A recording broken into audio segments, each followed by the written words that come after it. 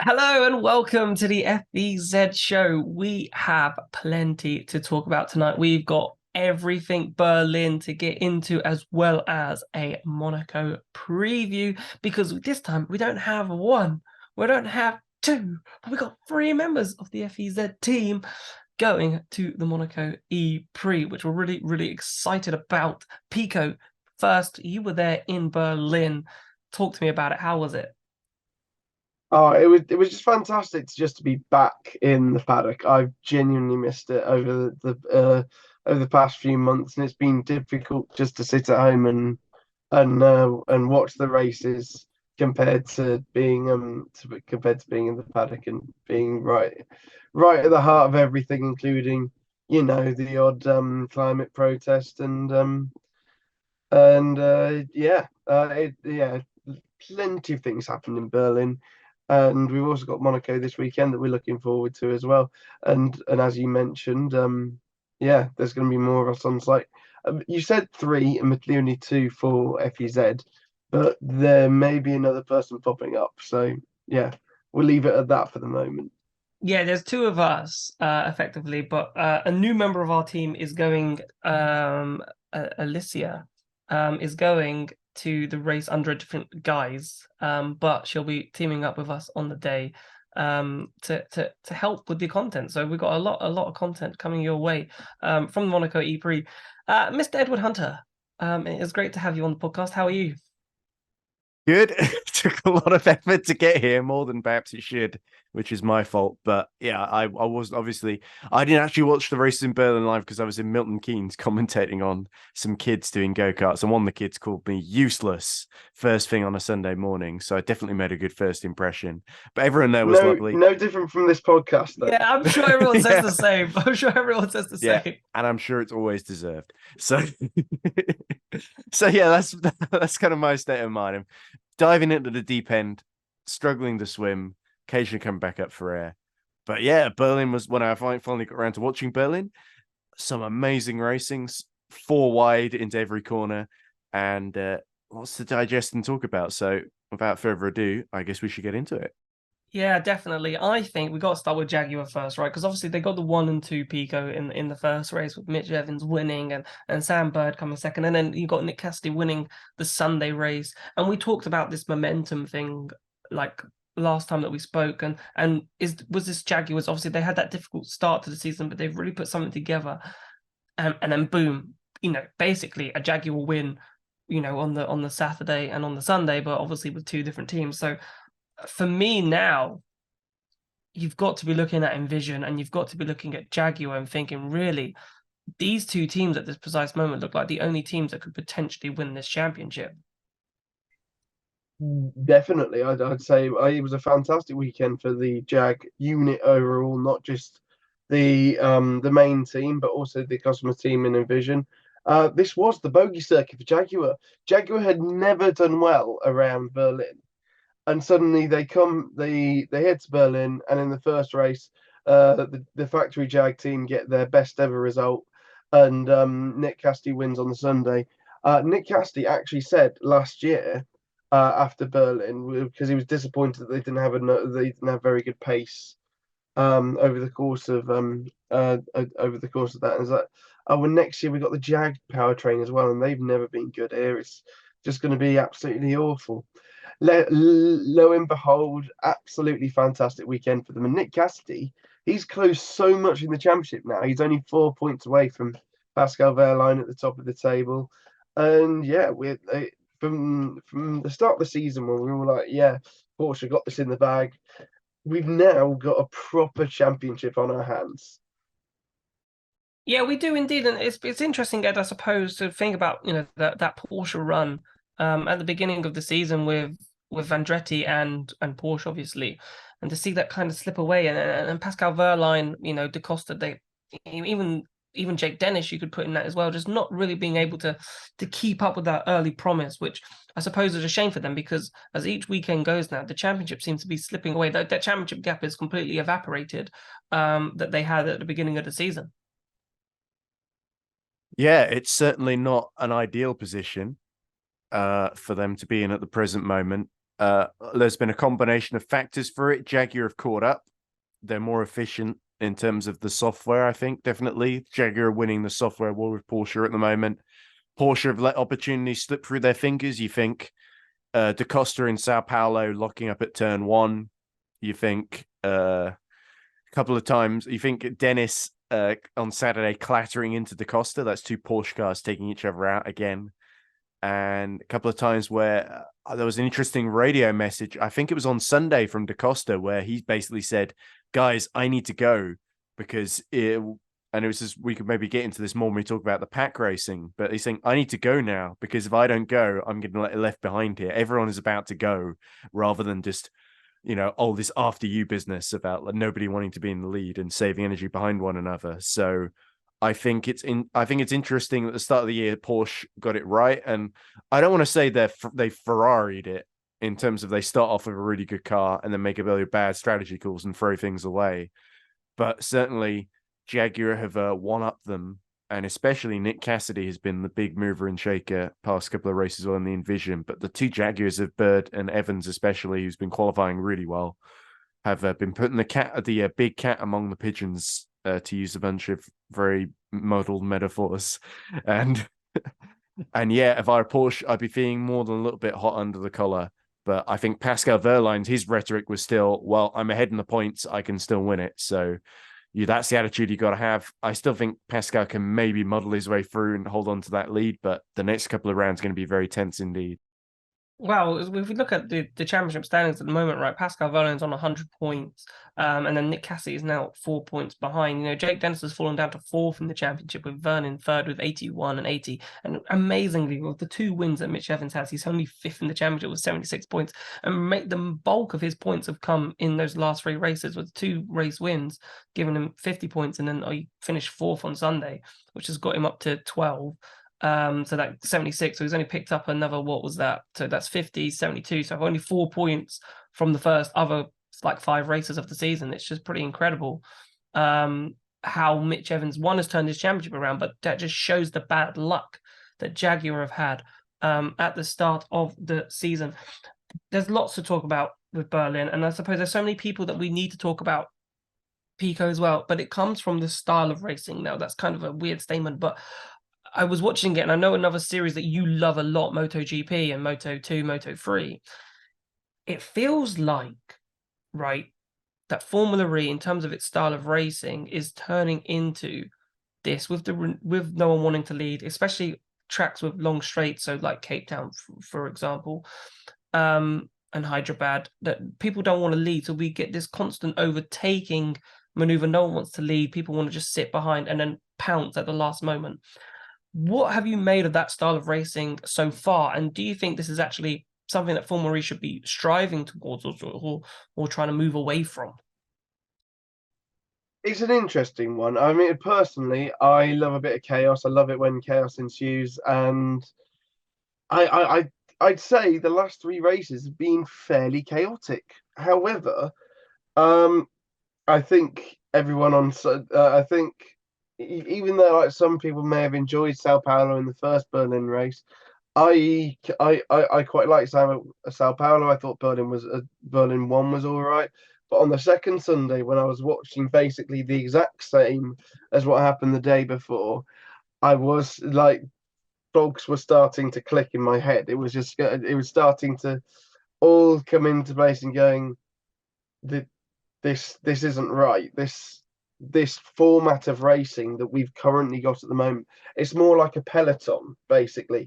So you want to sit in the pack and then pounce. I think one of the key things that sticks in my head, if you go back and watch the Pascal Wehrlein interview that's on our channel, he said the first 20 laps is not racing, it's just sitting around and cruising. And the thing is with this, because you don't want to lead, you then just sit behind each other in the pack, and then I think the I think 10 seconds covered like top 12 on the Sunday race. But the thing is, as the race goes on, oh, there I am back in focus. As the race goes on, the target times get better and better because they're saving X amount of energy, and so that means that but come the last 5 laps, they are literally going flat out, meaning that they can't really overtake, and that's why we're seeing like the likes. So Jake Dennis, who sat behind for Cassidy for the last almost half of that race, he couldn't make the overtake because everyone was basically pushing all the way at the end. Same with what happened to Nick Cassidy in Hyderabad when he had, I think, it was 4 or 5% power going on to the last lap, and Verne had 1%. It was he just couldn't make the move because everyone at that point was going flat out. They couldn't really race it. And speaking to the drivers, no one is really liking this crazy format. These cars were designed to help kind of like slipstream and create more exciting racing. But I think we do get to a point where we go, enough is enough.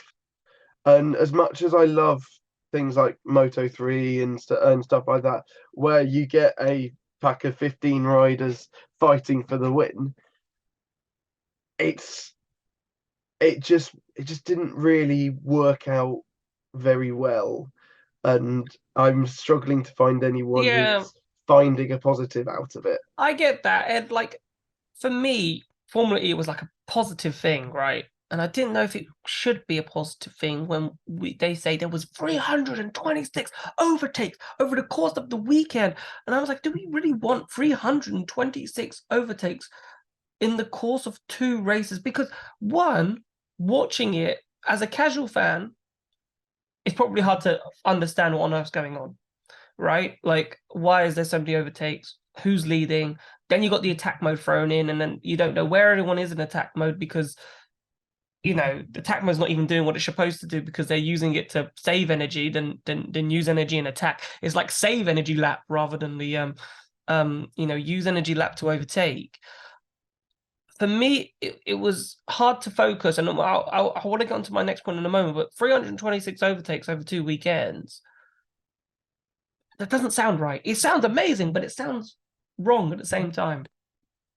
Does feel like one of those inflated statistics, doesn't it, that you see sometimes? Like, but I guess does drivers running side by side for a lap and just letting each other through like 4 or 5 times counts as an overtake?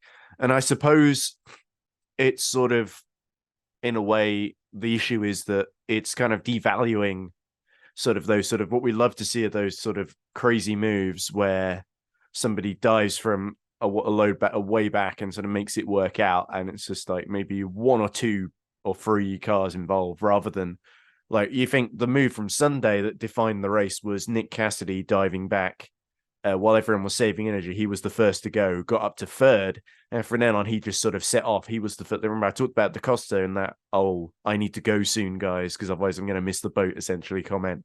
And Cassidy was the first to go, and that was how he basically got the march on Dennis, and Dennis couldn't do anything in like the second half of the race because, like Pico said, everyone had to save the energy at that point.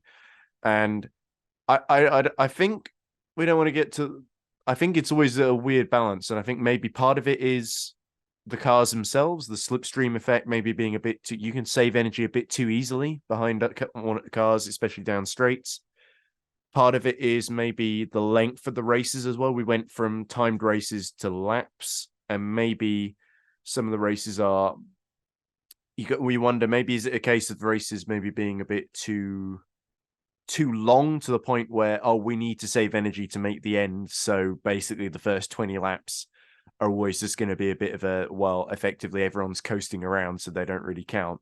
And it's not that you want to take away the strategic element, but you got to make a bit more of a balance there. I do agree with what you guys are saying. And I enjoyed both of the races. I enjoy the side-by-side stuff, even if there's a sense of, well, this is all just for fun, and then the real stuff gets going later in the race. Because for me, a lot of motorsport events are a bit like that. And I think there's still the underlying narrative of the race. It may be harder to read with like 60 overtakes happening at the same time, but I think maybe also the commentary would help, because Jack Nicholls admitted in something I was reading that basically he's not used to that sort of racing. So they were getting excited over overtakes that ultimately weren't all that significant in the end, in like the first half of the race, and getting exhausted because there's no ceiling to go to from then on, as I tap the microphone. But anyway, that's all I get that. But yeah, I get that because can I just say I kind of half gave up on live tweeting during the race because I just couldn't follow it.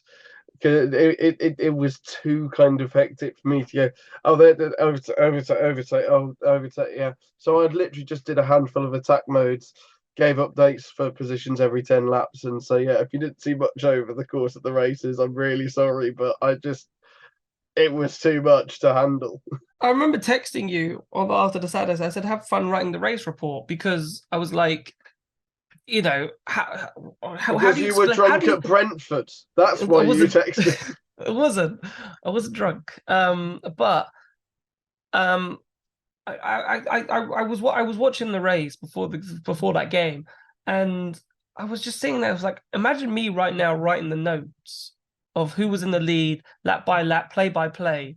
And I was like, thank God it's not me, because oh my God, you'd have about 5 pages of notes at the moment, right? I just thought it was a bit crazy, but I get that. Very But what flat I team wanted, structure at Formula E Zone. In yeah, effect, yeah. And I was like, thank God it wasn't me. But at the same time, I want to go back to the Monaco E-Prix, right? I think it was season 5, where we used the full layout for the first time, and it was an amazing race. And what I think it made it was season 6 or sorry, 7. Sorry, season 7. seven. Yeah, it wasn't 5. We weren't there, I don't think. No, we were there in season 5, but that was the last on the abridged layout. Oh, the short layout. Yes, you're Yeah, the right. You're team right. You're right. principals didn't like the idea of the full I was there for season 5. I was there. The race I was there for. So yeah, the season 7, when we moved to the full layout, it was an amazing race. And what made it an amazing race was the energy management, right? Was the fact that teams had to recover energy. So we got overtaking at Monaco, and people were like, "Oh, look, Formula E has made Monaco looked like an interesting race. It can be an interesting race." And effectively, that was the same thing that was happening in Berlin, but just on a much bigger scale, I suppose, compared to Monaco. So I suppose it swings and roundabouts, because what do we want as fans? Because as fans, we don't want races where they're all behind each other and they can't overtake. We want some form of overtaking, but we now we're complaining that there's too much overtaking. So it feels like you can't win. So Formula E need to try and find like some form of happy space where, the cars aren't so, you know, focused on staying behind each other, and whether that's something they have to do with the way the car is designed. If there's any modifications that they need to do going into the next season. I know, like, we had Gen 2.25, whatever it was, that never happened, a Gen 2 Evo. But maybe there's something they might have to do to try and stop that, so we can try and have a car, which is, yeah, we have the energy management, but we've got good racing at the same time. But I want to talk about Dan Ticktum, because what a start to that Saturday race. Unreal. To start P4, obviously the Neo with a strong qualifying pace. And then to just, because no one wanted to lead into turn 1, he just like, fine, I'll lead into turn 1. But the race pace was just incredibly slow. But how impressed were you, Pico, with Dan over that weekend? I think he did do an all right. He did a fantastic job. I'll be honest. Like I do like Dan. Like, yeah, he gets a lot of stick and he's very hot-headed, but he's a nice guy. And yeah, I did cheer a little bit when he led into turn 1, because that I thought that was a fantastic moment. When was the last time Neo led? I think it must have been Oliver Turvey back in season 4 Mexico. I can't think of any other time since that they would have really had that opportunity to have led a race. So yeah, it was fun, albeit brief, because of how the race pans out. So everyone takes attack mode to make sure that they aren't leading, etc., etc. And then later on, he had that incident with Vandoorne, which he was fuming a bit about afterwards. I'm not sure if I'm not sure for anyone who hasn't seen the post race interview that I did with Dan on the Saturday. I asked him 2 questions and he came out with a 5-minute interview. It was like he was very. I asked him about the start. He told me about every little detail of the race. Oh, hello. We have an arrival from a cat. Another yeah. Dan Ticktum fan joins the call. Yes. Hello. But yeah, I thought it was a fantastic start and a great a great race from Dan. It was just unfortunate what kind of happened. I do kind of agree that it was a racing incident and not a full blown The cat's this is really got you. The this cat's is really got you there. yeah, I'll let you go because I want to talk yeah, about the incident, right? yeah. Speak Um, to Ed. yeah, let's speak to Ed while the cat you deal with the cat. So Ed, going back to that style of racing again, I remember watching that Saturday race and going, "There's going to be a huge crash in a minute. There's going to be a huge crash," and obviously Dan Ticktum, kind of with Stoffel Vandoorne, that created the huge crash which took out 4 cars in a sense, right? And it was just like it was bound to happen. And I suppose, Mitch Evans as well, if we go back to what the drivers were saying after the race, was saying that, it was dangerous, it was risky. Pascal Vallon said it wasn't racing but it felt like, if we go to what Evans said, that it was dangerous. Like anything could happen. You were just expecting one. Stoffel Vandoorne decides to put his car around the outside, which for me, okay, I understand, but at the same time, he knows he's driving into a wedge. For me, and Dan Ticktum kind of pushes him into the wall. Game over for both of them, and then they collide with Norman Nato, and there was another car involved as well. I can't, off the top of my head, I can't One of the remember McLarens, it. wasn't it? Was it? Yeah, it Hughes was or Hughes. Hughes. It was Hughes. So those four, and it was kind of bound to happen. So I suppose a style of racing that you can sort of talk on as well is this: we do have an issue where a crash could easily happen. Yeah, it's that concertina effect, isn't it? Because it started off with Da Costa going a bit slow into turn 2. Ticktum just nudges the back of him, and that creates the opportunity for Stoffel Vandoorne to try around the outside, which of course becomes the inside for turn 3. And yeah, I think I sort of Ticktum ultimately got the penalty. The stewards deemed he could have gone a bit more to the right and given Vandoorne a bit of space. But I agree, it was a risky move from Vandoorne. But at the same time, you sort of and I think it's very easy to pick on Ticktum in these sorts of situations where it's a bit marginal, and and because of Ticktum's reputation in his past and also his attitude a little bit, which is very gung ho. He's like Pico said, he had a lot of things he wanted to get off of his chest after the race, I think, which is, and he was talking a lot even pre-weekend. There was this feud with Dennis that was sort of, I say feud because they are actually pretty good mates, as Pico has said a few times, but that was coming out of Sao Paulo and the collision they'd had there. And so we see Ticktum the very next race get into collision with another driver, which is a bit unfortunate for him. And he was saying basically, well, I got a penalty for the Vandoorne collision, but the Dennis one was worse. And in both cases, he fessed up, I think, as well, which is important. He basically said, I didn't see Vandoorne in time, I think. So, he was saying about that, got the group penalty, but he said, well, the thing with Ticktum, I also made an even bigger error and I didn't get a penalty for that. But I don't know. I think maybe there are other things at play that the stewards know that we don't. But I think it was a little bit of a shame, but Ticktum did redeem himself the day after when he was able to survive the chaos on Sunday and get a point. So I don't think a totally wasted weekend for Neo 333. And him leading, that's boosted the confidence of the team. You saw Vincent Wang, team principal, just going, what the F happened? Yes, sort of when Ticktum jumped into the lead out of nowhere at the start.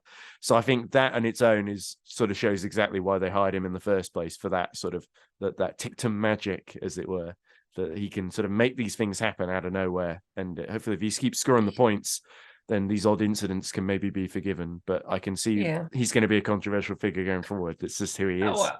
Well, potentially, yes. But I do think he's kind of proving his worth in a sense in Formula E. And if he was in a good car, I honestly think he could be easily right up there, fighting for a championship.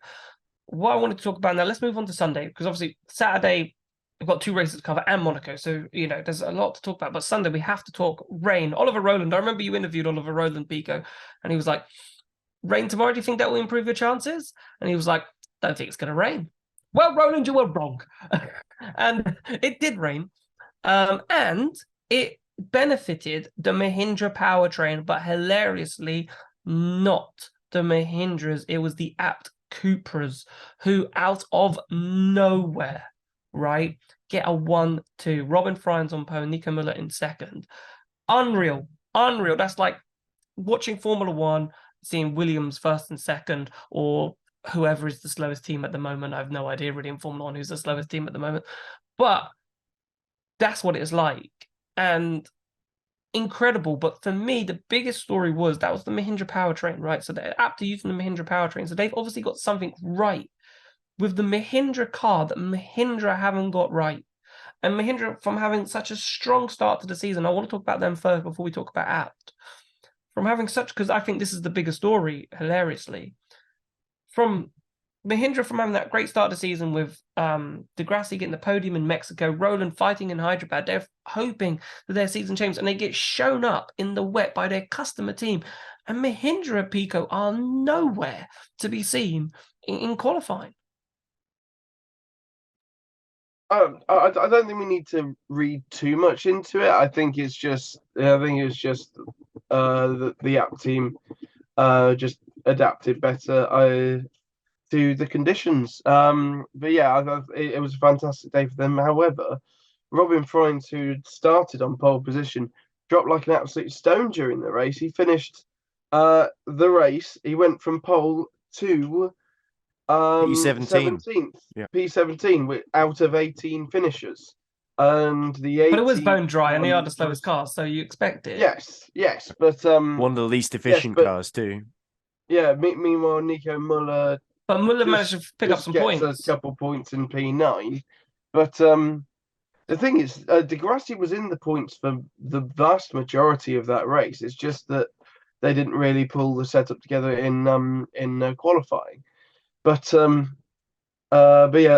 well, the weather on the Sunday was actually hilariously interesting, because we all thought, right, okay, yeah, no, we'll wake up and it'll be wet, but it will stop raining sometime around 7, 8 o'clock in the morning, and it will just keep on drying. However, literally as soon as the Formula E broadcast ended, I went out for a little pit walk with Toby from E4MD.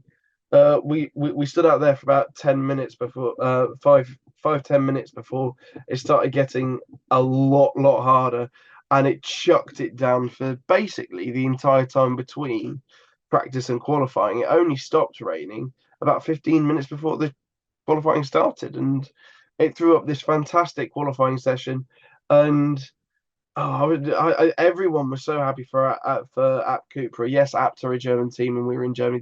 There were quite a lot of German media there, but I think everyone just cheered from a sporting perspective, because they've had this struggle, and Thomas Biermeier has said over the course of the season that how far behind they are. That it was a late entry. That they were lucky to have Mahindra come on and help with and be their powertrain supplier for this season, and for them to get both cars into the final. I don't think anyone really cared about the final. And everyone was just on cloud 9 after the semi-final when both Robin Freins and Nico Muller had made it. So yeah, I mean, like, kudos to Apt Cupra. They adapted to the conditions better than their factory team, but yeah, these things happen occasionally.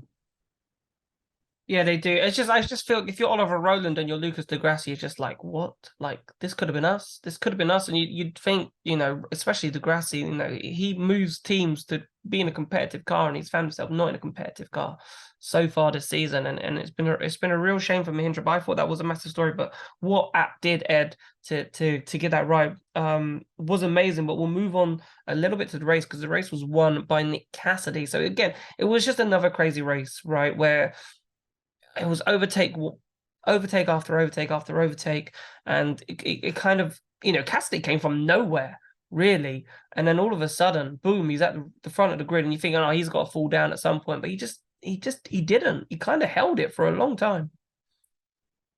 Yeah, and I guess that shows that Cassidy went at exactly the right moment and had saved enough energy up to that point, because I think he qualified behind Buemi somewhere, and then later overtook him, his teammate, because Buemi took pole on Saturday, which we didn't mention earlier. But there was this weird thing as well earlier in the weekend where in practice he was getting a little bit annoyed that Buemi held him up in free practice, and he made some very, very bizarre comment over the radio about Buemi sort of basically ranting about things that weren't really important in the debriefs. And then I think in qualifying in the duels, he lost because he used the full power when he wasn't supposed to on the cooldown lap or something like that. I forget what the specifics was because I sort of speed rushing watching it through afterwards. Basically what happened is he thought it'd be better to go on 300 on his lap than 350 because it was wet. And basically, because it was wet, and he got told halfway through, no, you need to be in 350, and then he switched it up. That's what I understand happened, but yeah, I could be wrong with that. Yeah, that matches up with what I've been told. I've sort of looked afterwards and it was like, why is Robin in this video going on about how he got pulled? Did everyone take collectively some kind of weird drug that I missed out on in Berlin? And now everyone's collectively hallucinated this fantasy that locked out the front row. But no, it happened. And then, of course, a bunch of protesters invaded the track, which also happened, which is a very bizarre story in of itself. But yeah, I guess we haven't really got time to get into that. But wow, the race just sort of ended up being a bit chaotic. Sam Bird ended up crashing in the back of somebody, losing his front wing. And then it ended up being, like you say, what we said, a sort of straight fight between Dennis and Cassidy, getting through the Porsches, getting through some of the Maseratis as well. And effectively, like you said, Cassidy sort of just managed it beautifully and really shows why he's on top in Formula E at the moment, because he's just one of the best at energy management. And despite those weird messages with Buemi, it does seem that generally the mood in that team is on the up. And another bogey circuit for Envision, not just Jaguar, and they conquered it.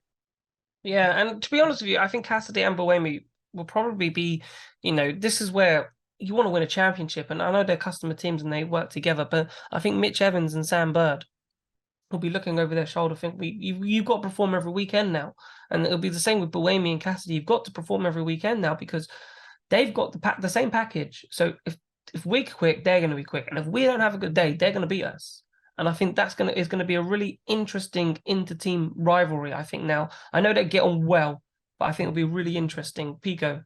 One thing that I found rather interesting, and I looked this up on the Sunday morning. So it was before obviously Nick had won that race on Sunday, but had Sebastian Buemi not been disqualified from that race in Hyderabad and finished on the podium in third place, he would have had one more point than Nick going into that race, being second in the championship, which would have been outstanding. Whereas now he's sixth or seventh. So I Envision, you can't count them out of the championship hunt at this point. I think they are second in the championship at the moment, just ahead of Jag TCS Racing. But yeah, it's starting to properly hot up this championship now. Yeah, it is indeed now because we're entering the final stretch, and I suppose talk about Monaco. The only interesting thing to say, Berlin was that the top 10 was separated by 8 seconds. I think it was, which is just mad, right? But it just shows how crazy the race was, and with all the interchanges. But let's move on to Monaco, because I don't think Monaco will see the same what we saw in Berlin. I don't think we'll see the same. I don't know if from early sort of discussions, I don't think energy management will be the same issue as it was in Monaco. So I think we're in for a different race in Monaco, maybe more of a standard Formula E race where it might be trickle T to overtake, and it will be those energy management.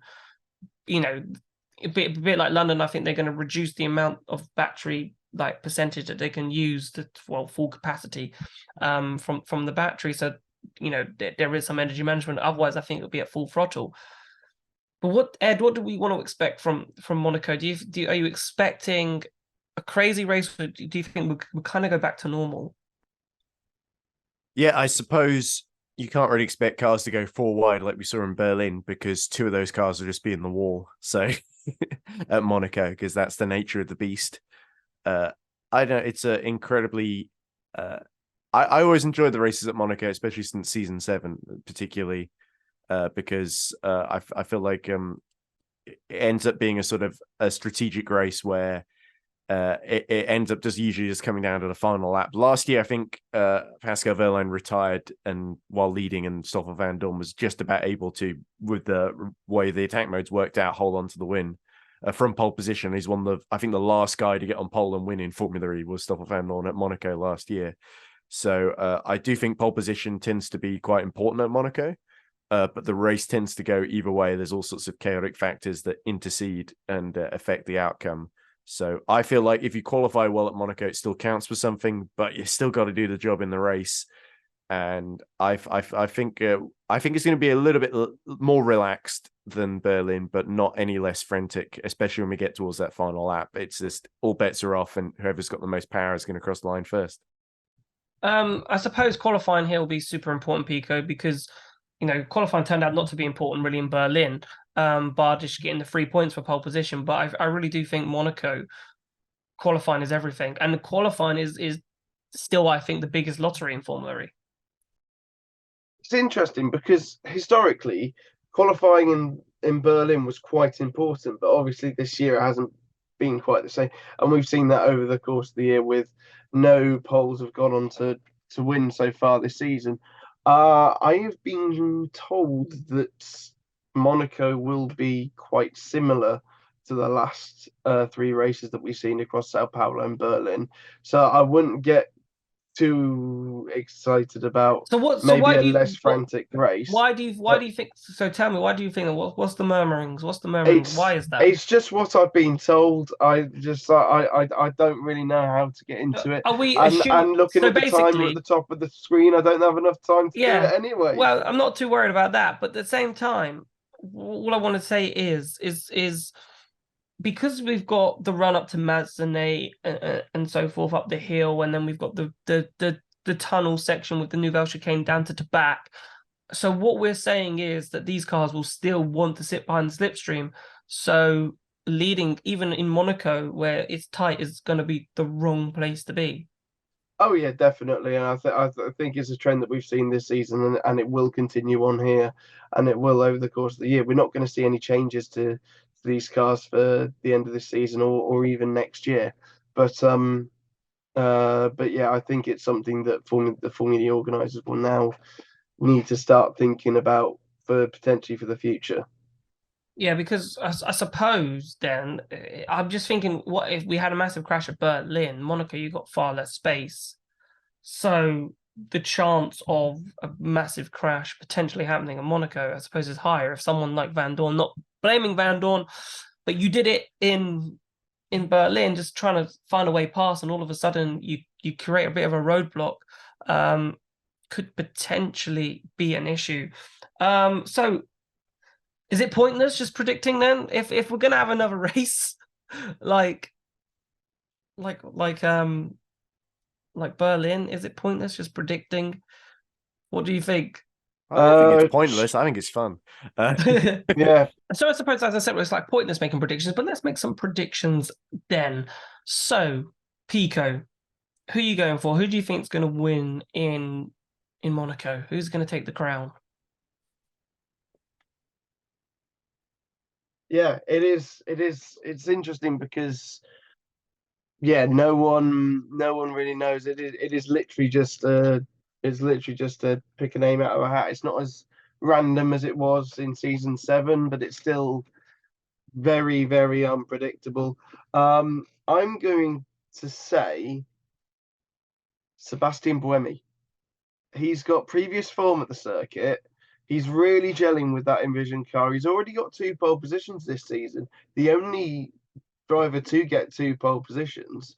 And so, yeah, he's just been so far relatively unlucky. He got that disqualification in Hyderabad when he was supposed to be on the podium, and he got picked to the post by Max Gunzer on the Saturday in Berlin. So I think Monaco, it's almost a home race for him.